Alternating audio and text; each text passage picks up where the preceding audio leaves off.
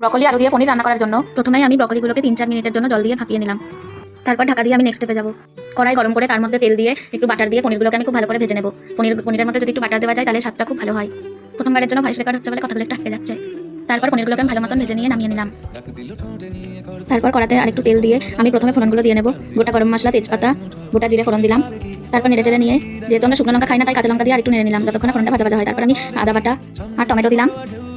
ফোড়নটা খুব ছিটকে আসছিল বলে সামান্য একটু লবণ দিলাম। তারপর আমি দেখবো টমেটোটা সিদ্ধ হলো কিনা। তারপর আগে থেকে সিদ্ধ করা আলুগুলো দিয়ে দিলাম। আলুটা বেশ ভাজা ভাজা হবে। আলুটা আমি একসাথে মশলার সাথে কষিয়ে নেব। এরপর আমি গুঁড়ো মশলাগুলো দিতে থাকবো। হলুদ আর লবণ দেবো। তারপর সামান্য জিরে গুঁড়ো দিয়ে হালকা করে নেড়ে নেব। এরপর মশলাটাকে ভালোভাবে কষাতে হবে আলুর সাথে, যতক্ষণ না তেল ছাড়বে ততক্ষণ পর্যন্ত কষবো।